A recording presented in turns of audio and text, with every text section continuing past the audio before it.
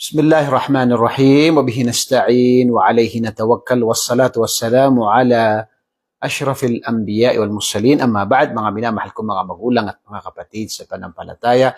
Assalamualaikum warahmatullahi wabarakatuh sa inyong lahat. Kung nakikita niyo po ang paksa po na pag-usapan natin ay isang salita na sinabi ni Aisha radhiyallahu anha na asawa ni Propeta Muhammad sallallahu alaihi wasallam na hindi ko siya makakalimutan. Subhanallah. Ito po ay sinabi ni Aisha radhiyallahu anha sa panahon na siya ay pagbintangan ng mga munafik, na siya ay gumawa ng masama. At bago ibinaba ang talata mula kay Allah subhanahu wa ta'ala, na siya ay ipinagtanggol ni Allah subhanahu wa ta'ala at sinabi na siya ay isang babae na mabuti at malinis at siya ay inosente sa mga ipinagbibintang sa kanya. Bago yun ibinaba sa kanya, ay sobra yung kanyang kalungkutan. Siya ay nasa kanyang bahay at meron siyang kasamang isang babae.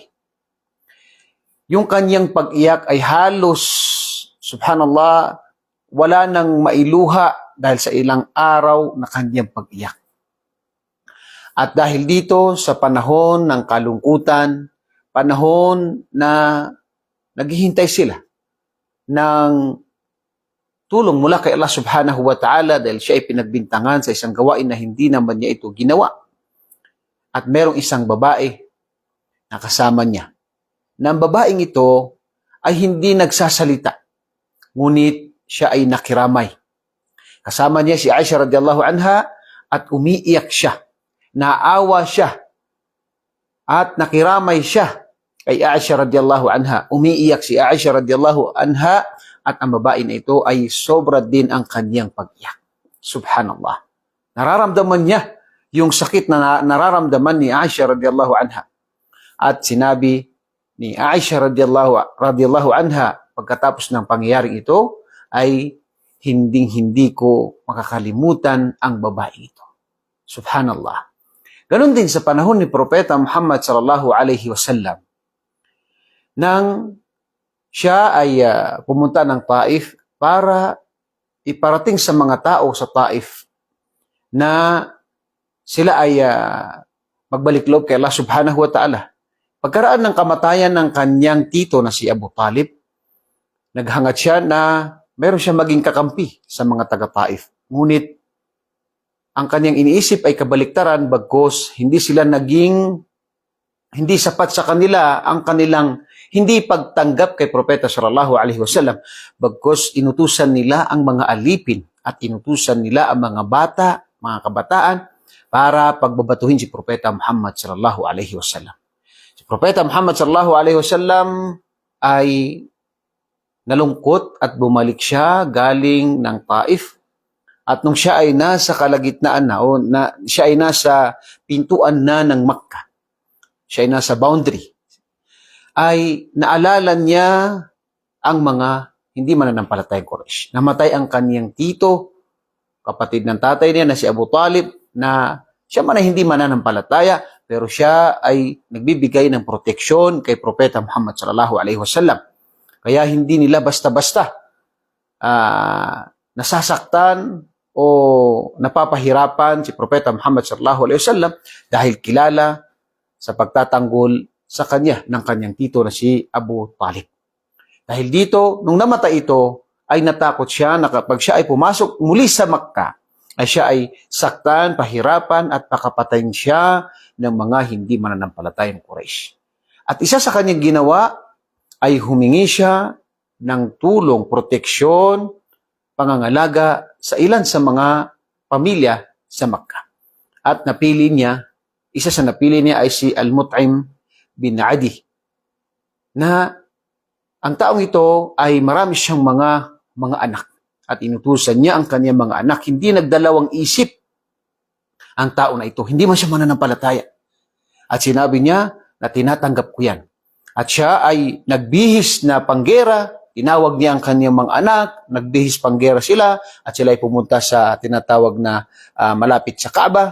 At pagkatapos ay tinawag niya ang mga tao, kasama na doon ang mga Quraysh, at kanyang sinabi sa kanila na ngayon ay sa aking pangangalaga si Muhammad sallallahu alaihi wasallam. Ibig sabihin ay kapag mayroong gumalaw sa kanya, gumawa sa kanya ng masama, ang makakalaban niya ay si Al-Mut'im bin Adi. Subhanallah. So dahil sa nakita nila din yung kabutihan ni Propeta sallallahu alaihi wasallam, pero ang taong ito kahit hindi siya mananampalataya ay tinulungan niya si Propeta Muhammad sallallahu alaihi wasallam. Kanyang sinabi na si Propeta o si Muhammad sallallahu alaihi wasallam ay siya ay sa aking pangangalaga. Kaya walang nagawa ang mga Quraysh kundi pinagbigyan nila itong si Al-Mut'im bin Adi. At nung nagkaroon ng labanan sa pagitan ng mga Muslim at ng mga hindi mananampalatayang Quraysh, ito ay sa labanan ng Badr, ay marami umatake yung mga hindi mananampalatayang Quraysh sa Madina. Nagkaroon ng labanan sa Badr at sila tinulungan ng Allah subhanahu wa ta'ala. Maraming mga namatay sa kanila sa mga hindi mananampalatayang Quraysh at marami ding mga nabihag sa kanila. At sa oras na yun, nung tapos na ang labanan, nakita ni Propeta sallallahu alaihi wasallam ang maraming bihag at kanyang sinabi. Naalala niya si Al-Mut'im bin Adi. Sinabi niya na kung law kana Al-Mut'im bin Adi hayyan, kung si Mut'im bin Adi ay buhay lang, at hiningi niya, kinausap niya ako at hiningi niya itong mga tao na ito, mahigit 70 na mga tao na nabihag ng mga Muslim sa labanan na yun, ay sila ay ibibigay ko, hahayaan kong makasama sila kay Al-Mut'im bin Adi. Subhanallah. Dahil bakit? Dahil hindi nakalimutan ni Propeta Muhammad sallallahu alaihi wasallam ang kabutihan na ginawa sa kanya ni Al-Mut'im bin Adi. Ganun din, kung makikita natin, yung sinabi ni Aisha radiyallahu anha na hindi ko makakalimutan sa taong ito ang kanyang ginawa. Subhanallah. Sinabi ni Allah sa banal na Quran, "Wala tansawul fadla bainakum." Huwag niyong kalimutan ang mabuti o kabutihan ng bawat isa sa inyo. Mga kapatid sa pananampalataya, sa ating pamumuhay ay nararapat po na huwag nating kakalimutan ang nagawang kabutihan sa atin ng ibang mga tao. Sila man ay hindi Muslim, sila man ay hindi natin mga kamag-anak, o sila man ay hindi malalapit na kamag-anak, ay huwag nating kalimutan. Subhanallah, si Propeta Muhammad sallallahu alaihi wasallam ay sinabi niya na kung si Mut'im bin Adi na isang hindi mananampalataya ay buhay at hiningi niya ang mga tao na ito, ibibigay nila.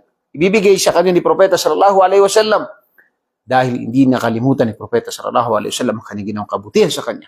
Si Aisha radhiyallahu anha, kilala ang kanyang pagkakasabi na hindi ko makakalimutan ang babae ito. Subhanallah. Mga kapatid sa pananampalataya, bilang isang mananampalataya, ay narapat po na maging katangian natin ito. Maging katangian natin ito. Hindi dahil sa isang bagay, isang salita, isang pangyayari, ay makakalimutan mo na ang nagawang kabutihan ng iyong kapatid, ng iyong kamag-anak, ng iyong kaibigan. Panatilihin po natin ang lalo na sa ating mga magkakapatid na mga Muslim, lalo na yung mga magkakamag-anak ng mga Muslim, panatilihin po natin ang pagkakapatiran at palagi nating tandaan ang sinabi ni Allah na huwag natin kalimutan ang kabutihan ng bawat isa sa atin. Assalamualaikum warahmatullahi wabarakatuh.